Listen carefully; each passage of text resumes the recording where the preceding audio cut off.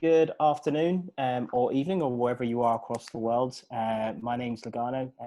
I'm the co-founder and CEO of Loopcycle, and really pleased to talk to you today about the journey of the platform, how we're trying to address challenges with regards to the circular economy. And also, as this is Entrepreneur Month, I thought it'd be really useful to also share just a little bit about my own story, because I wasn't always in this kind of entrepreneur space. I actually spent a long time in corporate life, so I can pretty much talk about that transition for me as well. Um, so let's just begin with where I started from. I consider myself to be what they call a corporate lifer. I started in my experience has been in environment and sustainability in different sectors. And after, you kind of reach a point where you work for a really long time and you ask yourself, what are the next steps? Where am I going to after this? What are the things that I'm going to regret not doing when I hang up my boots and when this is all over? And one of them was that I took a sabbatical, I went traveling, and I decided that I have to try and set up my own business. I've got some really good ideas around circular economy, and I just wanted to see where that would take me. So that was back in 2017. I didn't leave straight away. I came back and had just enough time to grow my hair before I left.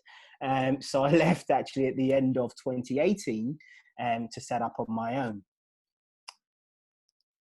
And one of the things that was really important to me, because I wanted to ask myself, well, what is it that I stand for, and what is it that I want to do when I leave corporate space, and how can I bring in my experience and the things I've learned in this environment and sustainability space. And I just thought, actually, if I was to describe what I wanted to do in one sentence, it's about bringing organizations together. It's about that power of collaborative impact, because that's how you're really going to change the world.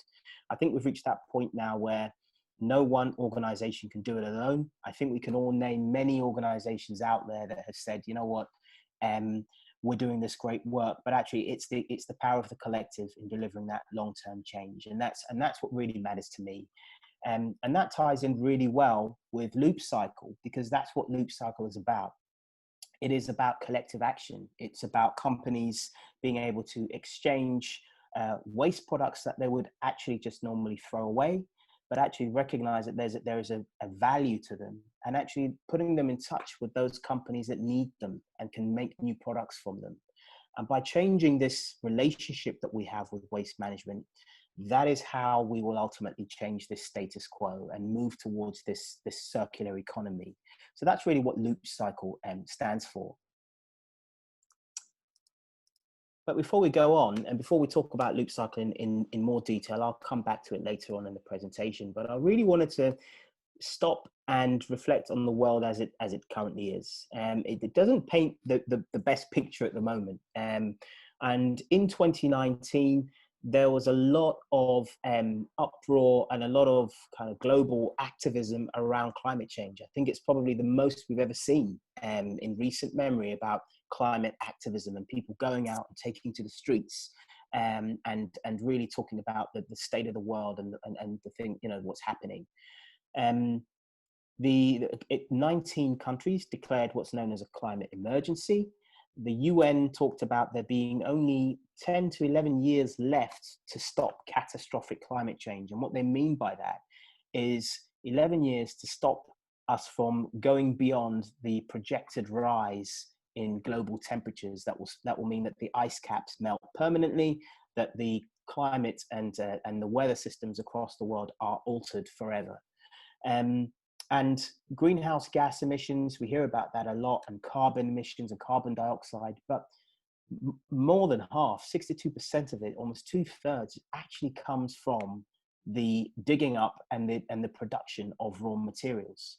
So when we talk about this circular economy and we hear that word, actually the circular economy is probably the best and fastest way for us to reduce climate change and the impacts of climate change. So I've talked about the world as it was, as it currently is, but actually the world how it will be paints a picture of more and more people on the planet, more and more people on the planet, more and more people living in cities, more and more people demanding a higher standard of living. And what that does is it just places huge pressure on all the natural resources that we have across the world. We're currently using about 3 planets worth of resources across the planet. And at the moment, that's with, I think, a population of somewhere around 7 to 8 billion.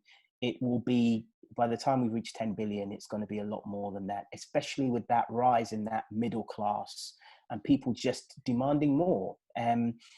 Currently, it's worth mentioning that 1 in 3 in terms of by mass, in terms of food produced, actually goes to waste. So 33% of all the food that we make on this planet is wasted. And that is a pretty stark figure when you think about all of the countries and all the people on the planet who actually don't have sufficient food. So that's a real challenge. It's not just the growth in population, but it's how that wealth is redistributed as well across global populations.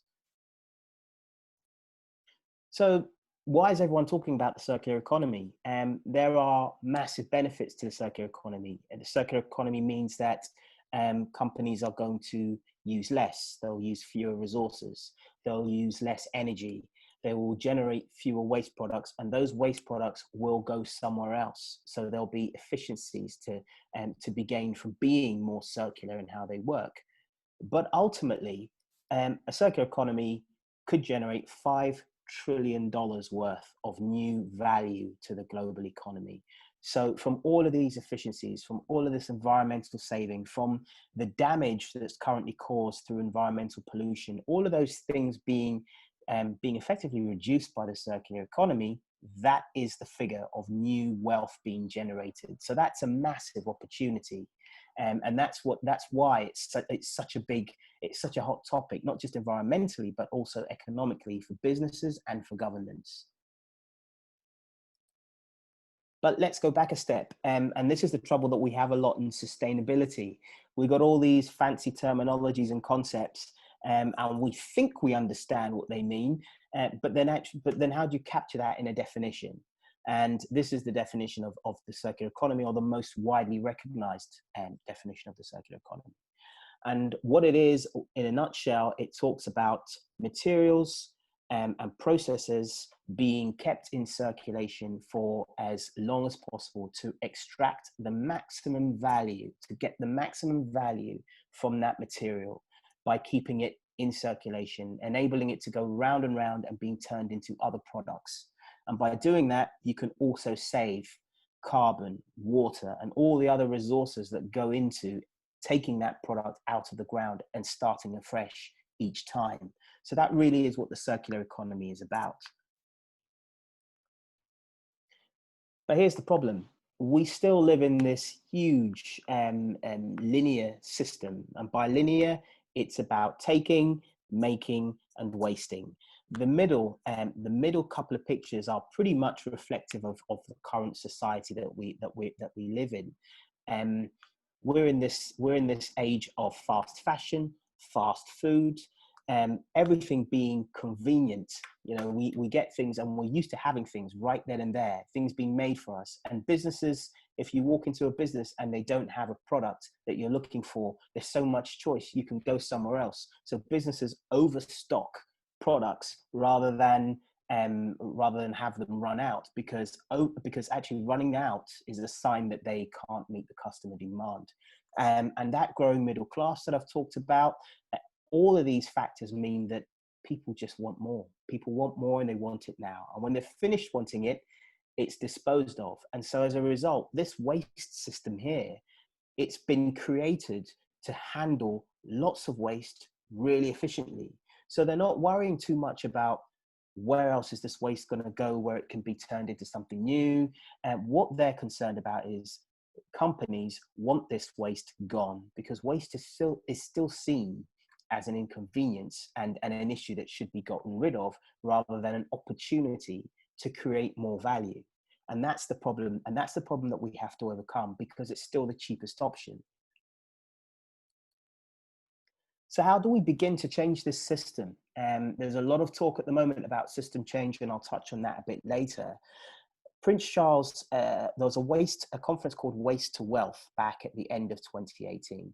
And Prince Charles, who's really big on circular economy and sustainable waste management, um, he said, this is a local problem. This is a problem about making things a challenge to make things more local, to make waste management more local. If you make it more local, then you can put companies in touch, companies that have something of value that's no longer necessarily of value to them. You can put them in touch with companies that need that product a lot closer to home. And if you can make all these local connections, then you can move towards a more circular economy where things are more likely to be reused. And that, to be honest, in a nutshell, is how Loopcycle and how I look at systemic change. There are 4 factors in order to make these kind of local exchanges happen and build this local system. The first is, how do you close the loop? And closing the loop is really about finding ways to do more with less. So how do you make sure that when you do have things that are excess, how do you give those things to other people as efficiently as possible? The next stage is shifting the focus. So you need to influence how products are designed. The best way to prevent something, or the best way to stop something, is to go back and prevent it from happening in the first place. So the best way you do that is actually engaging the manufacturers and those companies who are making those products. If you can make them use products that are easier to recycle at the end, get them to eliminate harmless products from their supply chains, then what you'll find is that there'll be less at the end to deal with. And that, to me, is probably the hardest and the biggest win in this whole systemic change. Then how do you ignite the community? So this goes back to the idea of collaboration. This goes back to the idea that companies need to work together to solve large problems, and the circular economy is a large challenge that needs to be addressed at a collective level. And the best way to do that is to collaborate and to share knowledge and information, and actually see that as a means to fuel innovation rather than surrendering a competitive advantage to another company, because that's often how this space is seen. And then once you've done all that, how exactly are you going to connect the customer, the consumer? Because ultimately, all of this is going to be driven by consumer demand. We've already seen what's happened a lot with climate change, climate strikes. All of this action on climate change has actually caused businesses to pause and think a little bit more about what exactly they're trying to do with regards to climate change. We've seen so many movements that are driven by consumers, and just looking now about Black Lives Matter and how that's influenced companies to look at their policies. So the impact of the consumer in this scenario to motivate change in this way should not be underestimated. And so when we apply that to Loopcycle, you probably saw those little weird shapes. There is a logic to it, and that's how Loopcycle works. And that's how our logo works. It symbolizes this idea of connectivity, connecting each strand and then selling that and packaging that in a way that the consumer gets it. And the consumer gets it and understands what they mean. And then that goes back and drives the change and the behavior of the manufacturers. So really that's what Loopcycle, and that's behind the logo. And it's all about this idea of a system, and a system to address the circular economy. So I've got literally, it's 2 minutes long. It is a very short video that actually explains Loopcycle, because I've talked a lot about it, but actually haven't explained a single thing about it. So this is just a quick 2-minute video that explains the concept. I will turn it up and make sure that there is volume. Okay. Current take, make, waste linear production and consumption models are not sustainable. It's estimated that by 2050, we will need 3 Earths worth of resources if we continue at current consumption and population growth rates. The old take, make, waste model must give way to more circular systems. Imagine a world where we no longer need to extract raw materials to produce goods. A world where collaboration allows one organization's waste stream to become another company's means of production. This world is our vision, and Loopcycle's community of changemakers allows organizations to begin that journey. By collecting data and utilizing machine learning on resource recycling trends, Loopcycle aims to drive the circular economy by fundamentally influencing product design and manufacture, ultimately resulting in more products being made using resources that have greater onward value beyond their initial purpose. Instigators have used resources which would typically be treated through their waste management system. Creators require used resources to create new products. Loopcycle uses artificial intelligence to pair instigators with creators, so that used resources can be directly upcycled to create new products of value. This pairing is called a cycle. Using blockchain technology, a digital material ledger ensures that the cycle is both secure and traceable. This traceability is captured in a cycle code, which appears on the new product. Customers can scan this code using a smart device to discover the provenance of used resources within the product. We are launching the platform soon and already have some Loopcycle innovators signed up and ready to go. Do you want to join them? Visit loopcycle.io or at loopcycle_IO and send us a message. Right, so in a nutshell, it's about material exchange and being able to trace that exchange. Because if you can provide resources with a lasting identity and a lasting value, then that it will enable them to be tracked onwards. That's why we have waste. Waste loses identity and it loses value. And what Loopcycle tries to do and what Loopcycle does is actually embed that traceability and that value to enable them to enable resources to keep going round and round in the cycle. So what's the biggest challenge that businesses are facing, with regards to Loopcycle and what we're doing? This is really our perspectives on how we're interacting with businesses and the challenges that we're finding in working with them. And the biggest challenge really is about tangible impact. At the moment, there are a few organizations, the main one being the Ellen MacArthur Foundation. And what they do is they're looking to facilitate the move towards a circular economy by enabling companies to work and come up with new ideas for being more circular. And there's a number of these commitments and in plastics and in fashion. But what's really needed and what companies are being asked to and being challenged to demonstrate is actually what's the tangible impact? What are you doing? And what exactly is it? How can it be measured?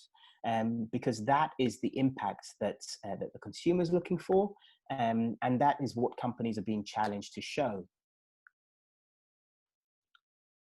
And from what we found is that it all begins with two things: culture and intent.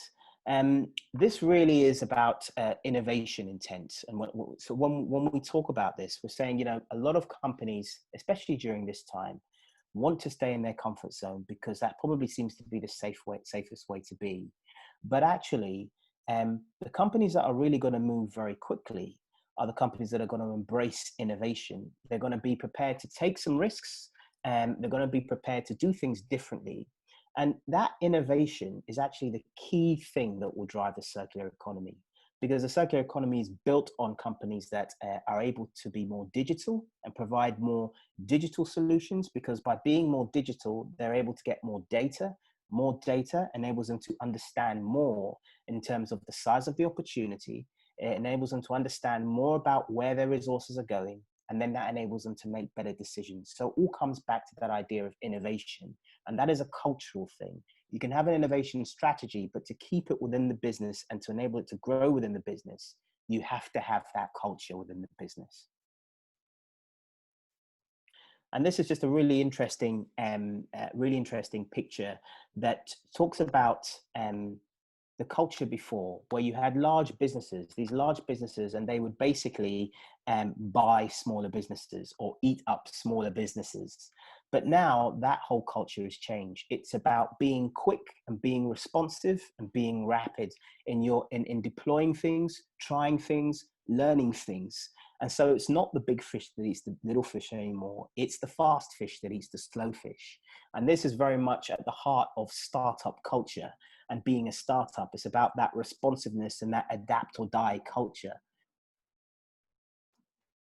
And it's even more important now in the world of post-COVID-19. COVID has really exposed how weak our supply chains are, how we purchase materials, how companies purchase materials. It's also exposed loads of conflicts. For example, the economy versus public health, and then public health versus the circular economy. As you can see here, these are loads of used masks, used gloves. We've gone from this culture where, things, for example, reusable cups, that became a big thing. But now, because of health and safety concerns, disposable straws, disposable cups, disposable plastics are being used in many places because of the health risks of having things that are more sustainable, that can be reused. So as a result of that, you then have this conflict now. How can you be circular in a world where there are health risks and people are more health conscious about COVID? And therefore the disposable culture seems in these times to perhaps be safer, I suppose. So that's a perception thing as well. But the good news is, from our perspectives and what we've seen, is that it's great to be a green startup. Despite everything that's going on, there is a real government emphasis on green recovery and bouncing back better, as they say. Also, green startups have a speed and an agility to bring solutions, test them, and there's a more willing base of companies out there who are willing to work with startups to test these concepts and see if they work, especially if they will help to solve the COVID-19 issue that we have at the same time. Also, there's a growth in reuse and repair. There's been a lot of talk about hoarding toilet roll, but a lot of other things are being hoarded. And a lot of people are purchasing things, realizing they don't need them, and then having items that are relatively new and need to get rid of. So there is an opportunity there for the reuse and the repair economy to really grow, and a space for startups to kind of go into that and really help those networks and those collaborations to form. Also, there's a lot of grants at the moment. Innovate UK is one of the big ones. The UK is supporting companies and startups that can come up with solutions that can help to restart the economy, especially entrepreneurship post-COVID-19. And also globalization, which was a big thing, is almost kind of gone in reverse now. So you've got more local supply chains. Companies are working with companies more local because it's more stable at this point in time.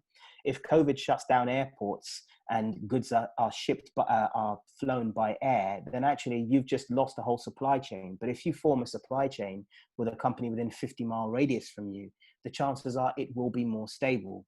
And therefore there's an opportunity for companies to work more closely with local businesses and build those relationships. So there is some positivity there from the startup side of things. And I just wanted to conclude about, to bring it all the way back full circle to my experiences and what I've learned in terms of starting up on my own. There's a few lessons that I think are really relevant, not just to the sustainability and circular space, but to startups in general. I think it's important to fail fast. Failure has always got a very negative connotation, but actually it's about what you do with that information. Because if you accept that there's no such thing as failure, it's about capturing learning and responding to that learning. Startups are constantly failing, and I can say that from my own experiences. If you are not failing, then you're not advancing, you're not innovating. So that turning that failure culture and what that means of coming out of a corporate world where failure is seen as a big thing and something that actually is not necessarily embraced, embracing that ability to fail and learn and do better actually is a really important trait. It's normally fear that actually kills dreams. You can engineer an idea in your head and a concept in your head and actually kill it before you've even spoken to someone about it. A lot of this is about actually embracing ideas. There is no such thing as a bad idea. So it's about embracing that culture and being bold enough to just try. And also it's a process. You have to enjoy that process. You have to enjoy the journey that you're on, because actually the outcome is a product of that journey, and you spend most of your time on that journey. So it's about making sure that you enjoy it, and that actually you learn from it and grow from it as well. So really that kind of brings me to the end of the presentation. I'm really happy to sit down and take questions. and also to sit in on sessions as well. But I hope that's been really helpful and giving you an overview of Loopcycle, the circular economy, and entrepreneurship. Thank you.